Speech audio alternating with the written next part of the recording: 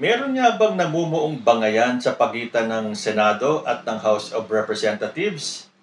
Kung matatandaan natin, niremand o ibinalik ng Senado ang Articles of Impeachment sa House of Representatives. At nabalitaan pa nga natin na agad-agad kumilos ang House at naglabas ng resolution nagpapatunay or certifying na walang nilabag na batas ang House sa pag-file nila ng impeachment complaint laban kay Vice President Sara Duterte.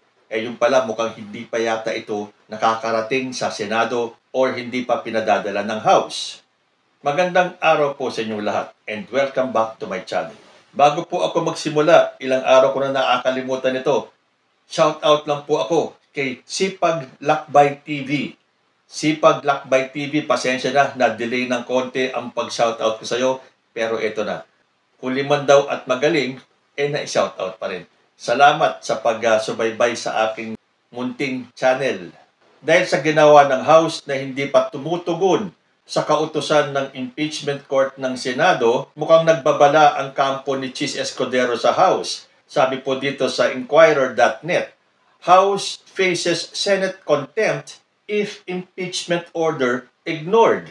The Senate, sitting as an impeachment court, may be compelled to invoke its contempt powers should the House of Representatives refuse to comply with its order that momentarily put on hold the impeachment trial of Vice President Sara Duterte. Lawyer Reginald Tonggol said that Rule 7 of the Senate Rules of Procedure on Impeachment Trials authorized Senate President Francis Chis Escudero, acting as presiding officer of the impeachment court, to cite anyone in contempt for acts that may be viewed as disrespect of the court. So ano kaya ang masasabi ng House dito? Sa banta ng Senado na ipako-contempt sila kung hindi sila susunod sa kagustuhan ni Chis Escudero.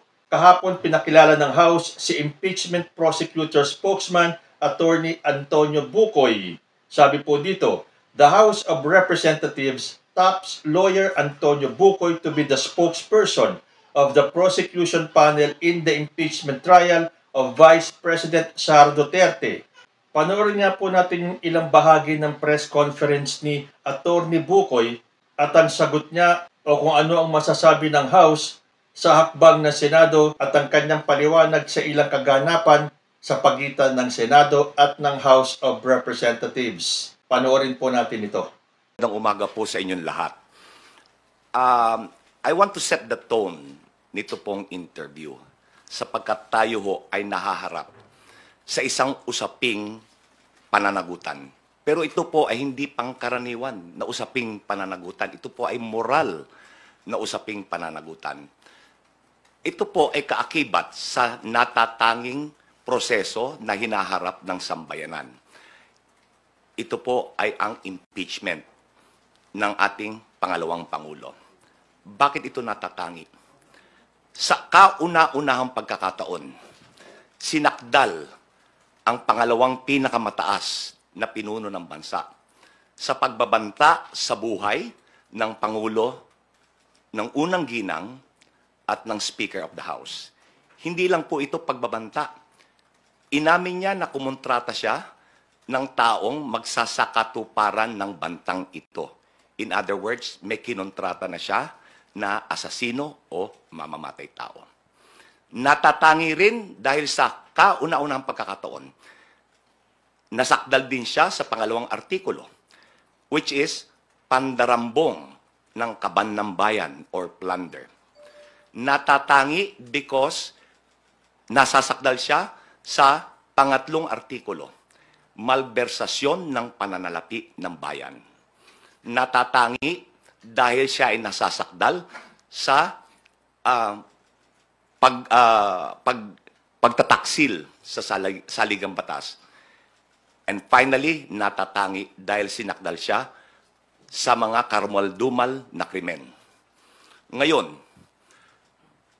ito pong paglilitis na ito, hindi lang po ang pangalawang Pangulo ang nasasakdal. Nasasakdal din po dito ang institusyon ng Senado bilang isang impeachment court. Nasasakdal din ang buong sambayanan na dapat ay buksan ang mga mata, makilahok sa proseso upang sa gayon ay matugunan ang mga pag-aagam-agam at mga katanungan. With Statement. Ako po ay sumasang-ayon sa sinabi ni Chief Justice Renato Puno. Sapagkat ang mga naging actuation and ruling ni Senate President Chis Escudero as the presiding officer of the impeachment court ay wala ho sa saligang batas yan. Kagaya po ng pag-remand. Hindi po ang pag-remand, ibig sabihin, yung lower court should reconsider. Gaya po na nabanggit ko kanina, wala hong salitang remand sa impeachment. Hindi ho angkop ang remand sa impeachment. Yung remand ay para sa ordinaryong kaso, sa ordinaryong hukuman, but never sa impeachment court. As a follow-up, Attorney, I think SP Escudero is somewhat dismissive of Pilconsa just because the President is Speaker Romualdez. Your take po. I agree. Is that fair? Is that fair? That's not fair. Because you judge the position based on the merit of what was said. Hindi yung personalidad. Sa palagay nyo ba, si Speaker, iba ho ang posisyon niya, iba ang posisyon, Presidente, Chairman ng Pilconsa. Sa palagay nyo, si Speaker Romualdez ay kayang impluwensyahan ang pag-iisip ni dating Chief Justice Puno? I don't think so. In much the same way that Chief Justice Puno will not and cannot influence the mindset of the Speaker of the House. So, my take is that the argument is based on the merit of the argument, not on the personality. Hindi po personality-based yan. Merit-based. Another one. Attorney, do you agree with SP Escudero's statement na parang the Senate impeachment court daw has no limit to what they can do, No? to what motion they can pursue? Hindi po. Meron pong limitasyon. Ang limitasyon ay ang ating saligang batas at ang kanilang sariling impeachment rules. Hindi po pwedeng, porque you are sui generis, pwede mong gawin ang lahat ng gusto mo. Ang limitasyon po ay nasasaad sa ating saligang batas at sa kanilang sariling impeachment rules. In fact, kung yung impeachment rules po ay hindi alinsunod sa saligang batas, hindi rin po obra yun. So lalo na, yun sa kanyang statement na kaya niyang gawin, kaya nilang mag-order ng kahit na ano, mali po yun. Dapat alinsunod sa parameters na sinet ng saligang batas. Kung inyong tutunghayan, nakahiwalay po yung Article 11 do sa Article 6. Article 6 ho, tungkol sa trabaho ng paggawa ng batas. Yung Article 11 is for accountability. Very specific yung provision ng accountability. Very specific what the powers are. So hindi po pwedeng bardagulan to. Hindi pwede na kung anong gusto, yun ang gagawin. May limitasyon. Po kami sa katayuan na turuan sila. Alam na po nila yan. Hindi na kinakailangang ipaalala pa. Subalit, once umusad ang impeachment trial, meron hong gag order na nasa impeachment rules.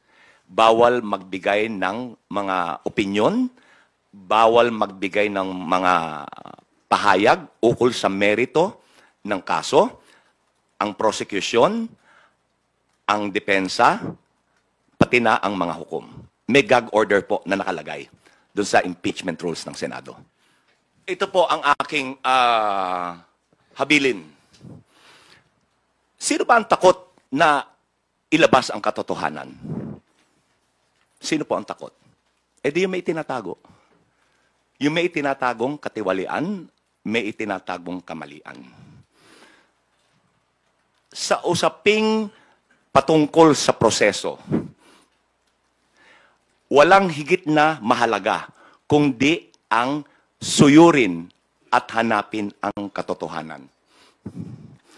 The delay or suppression of the desire to know the truth becomes even more palpable. It becomes more compelling the longer that you delay or suppress the desire to know the truth. So, magmatsyag po tayo. Obserbahan natin yung proseso. Let's all get involved. Kasi po, gaya ng nasabi ko, we are all stakeholders sa prosesong to. Ayan, so tila hindi magpapabuli ang House of Representatives kay Chis Escudero. May interpretasyon ang panig ng House hinggil sa pag-remand ng Articles of Impeachment na ayon sa Konstitusyon ay labag. Pero iba rin ang interpretasyon naman ni Chis Escudero. So hanggang saan aabot itong bangayan ng Senado at ng House? Pero ito kaya ay isa na namang taktika ng Senado para ma-delay ang impeachment trial ni Vice President Sara Duterte. Tandaan nyo po, nanonood ang buong bansa. Kayo po, ano ang masasabi ninyo? Comment lang po down below and I will see you in my next video. Diyos, ti Agmina.